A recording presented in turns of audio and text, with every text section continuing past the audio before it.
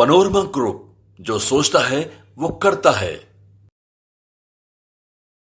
नमस्कार, भारत लाइव पे आप सभी दर्शकों का बहुत बहुत स्वागत है। बिहार में सरकारी स्कूलों की स्थितियां अब और ज़्यादा ख़राब होती हुई दिख रही हैं। ऐसा इसलिए हम कह रहे हैं क्योंकि बीपीएससी से बहाल शिक्षक तो आ गए हैं। के पाठक जो शिक्षा विभाग के अपर मुख्य सचिव हैं, वो बार बार कहते हैं कि हम बिहार के शिक्षा व्यवस्था को बदल देंगे, लेकिन जो खोखले हुई है शिक्षा व्यवस्था उसे कितना भर पाएंगे के पाठक, ये अभी तक समझ नहीं पाए कोई भी। ऐसा हम इसलिए कह रहे हैं कि बीपीएससी से जो पहले चरण के शिक्षकों की बहाली हुई है, उस बहाली प्रक्रिया में जो फर्जीवाड़ा का खुलासा हो रहा है, सरकार भले ही क्रेडिट ले ले कि हम दूसरे राज्यों के लोगों को रोजगार दे रहे हैं, लेकिन अपने राज्य के जो बेरोजगार युवा हैं उनको नौकरी नहीं देंगे।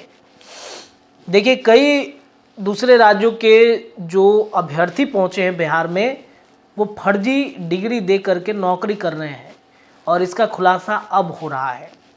जब उनके बायोमेट्रिक के माध्यम से जांच की जा रही है, उन पर कार्रवाई हो रही है, तो कई शिक्षक तो ऐसे हैं जो फरार हो गए हैं, थम दे ही नहीं रहे हैं।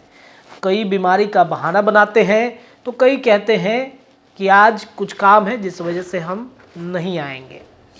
अब स्थितियां ये उत्पन्न हो गई हैं कि जो के पाठक कहते थे कि हम बिहार के सभी प्राइवेट कोचिंग संस्थानों को बंद करा देंगे, उसमें वो असफल होते हुए दिख रहे हैं।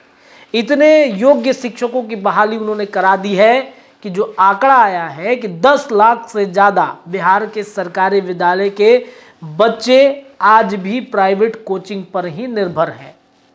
यानी कि जब के पाठक नहीं थे तब भी कोचिंग का ही सहारा था, जब के पाठक आ गए हैं तब भी कोचिंग का ही सहारा बच्चों के लिए बना हुआ है।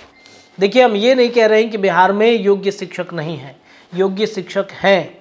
बिहार में कई ऐसे शिक्षक हैं जो योग्य हैं और जिनकी पढ़ाई करके बिना कोचिंग से बच्चे स्कूल में पढ़कर पास कर सकते हैं। उन्होंने ऐसे ऐसे जगहों से डिग्री ली है, ऐसे ऐसे जगहों से पढ़ाई की है, जो जेन्युइन तरीके से वो बिहार के सरकारी विद्यालय में बच्चों को पढ़ाना चाहते हैं। लेकिन यहाँ पर भी एक मामला फंस रहा है। पढ़ाएंगे तब जब स्कूल में बच्चे आएंगे, और आएंगे तब जब विद्यालय में नामांकन होगा। देखिए, बिहार के कई ऐसे विद्यालय हैं जहाँ पर बच्चों के नामांकन ही नहीं होते हैं। नामांकन तो छोड़िए, कई जगहों पर स्कूल बन गए हैं, हाई स्कूल बन गए हैं, उसमें बच्चे ही नहीं हैं, मात्र 2 से 4 बच्चे हैं, अभी तक नामांकन नहीं हुआ है उनका। और वहाँ पर शिक्षक दिन भर ऐसे ही आते हैं, अपना कोरम पूरा करते हैं और फिर चले जाते हैं। इतना ही नहीं, एक झोल इसमें यह भी है कि एक ही विद्यालय में एक ही विषय के 5-5 शिक्षकों की बहाली हो गई है। डीओ को जब दिया जाता है, जब इस पर शिकायत की जाती है, तो डीओ सुनते नहीं हैं। अब जो स्थितियां ये उत्पन्न हो रही थी कि मतलब जो डीओ हैं, क्या पैसे लेकर ट्रांसफ़र करा रहे हैं, क्या पैसे लेकर जो दूर भेजा जा रहा था उसे नज़दीक कर दे रहे हैं, ये स्थितियां उत्पन्न हो गई हैं बिहार में। देखिए, जिलावार तरीके से आंकड़ा सामने आए हैं कि राज्य के सरकारी स्कूल के 10 लाख से ज़्यादा बच्चे इसमें नामांकन ले रहे हैं और पढ़ाई करवा रहे हैं, मतलब कोचिंग कर रहे हैं। किस में है, तो जिलावार तरीके से अगर बातचीत की जाए तो अररिया जिले से शुरू करते हैं, जिसमें 266 कोचिंग है और लगभग 1500 से ज़्यादा इसमें नामांकित बच्चे हैं। अरवल में 90 कोचिंग हैं, 1000 से ज़्यादा नामांकित बच्चे हैं। औरंगाबाद में 218 है, जिसमें 2000 से ज़्यादा बच्चे पढ़ते हैं। बांका में 201 है और 1000 से ज़्यादा इसमें बच्चे पढ़ते हैं। बेगूसराय में 600 कोचिंग संस्थान हैं, जिसमें 6000 बच्चे पढ़ रहे हैं। भागलपुर में 200 है, जिसमें 2000 बच्चे हैं। भोजपुर में भी 200 है, जिसमें 1000 बच्चे पढ़ते हैं।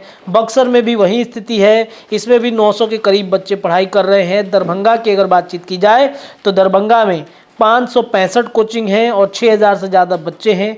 पूर्वी चंपारण में 600 कोचिंग है, 9000 बच्चे इसमें पढ़ रहे हैं। गया में 600 कोचिंग है, 4000 बच्चे इसमें नामांकन कर रहे हैं। गोपालगंज में 238 है माफ़ कीजिएगा, गोपालगंज में 333 है और 3000 बच्चे पढ़ रहे हैं। जमुई में 200 कोचिंग संस्थान है, 2000 बच्चे हैं। जहानाबाद में 40 है, 600 बच्चे इसमें पढ़ाई कर रहे हैं। खगड़िया में 145 है।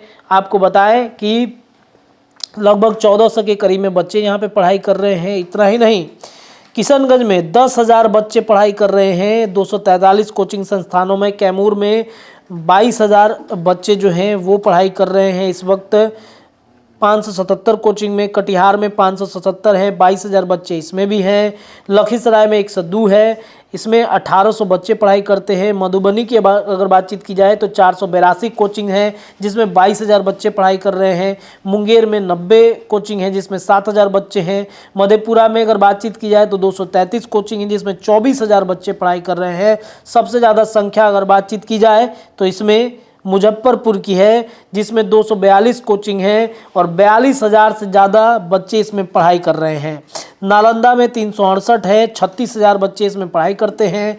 इतना ही नहीं, नवादा में 164 जिसमें 46 मतलब 4,000 के करीब में बच्चे हैं। पटना में 1,000 कोचिंग संस्था है जिसमें 15,000 से ज़्यादा बच्चे इसमें पढ़ाई कर रहे हैं।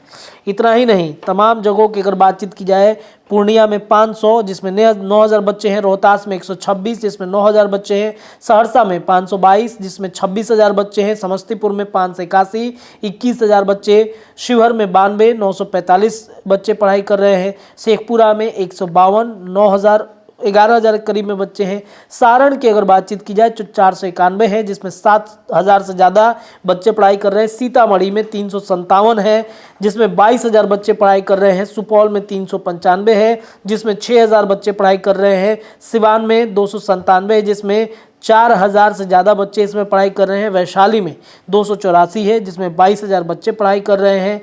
इतना ही नहीं, पश्चिम चंपारण में भी 536 है, इसमें 30,000 के करीब में बच्चे पढ़ाई कर रहे हैं। तो ये जिलावार तरीके से आंकड़ा हमने आपके समक्ष रखा है। अब इससे आप स्थितियों को भांपिए कि कोचिंग संस्थानों का दबदबा कितना ज़्यादा है कि योग्य शिक्षक स्कूलों में फांकी मारते हैं और बच्चे, सरकारी स्कूल के बच्चे कोचिंग का सहारा लेकर मैट्रिक और इंटर की परीक्षा में उत्तीर्ण हो रहे हैं।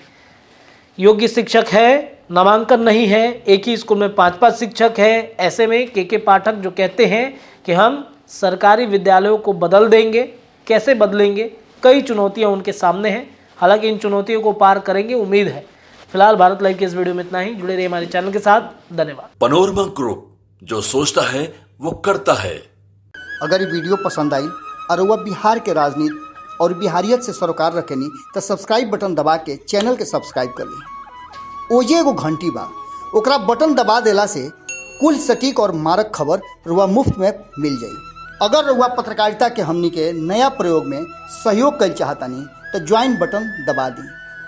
पेटीएम नंबर नोट कर ली 9386816700। धन्यवाद।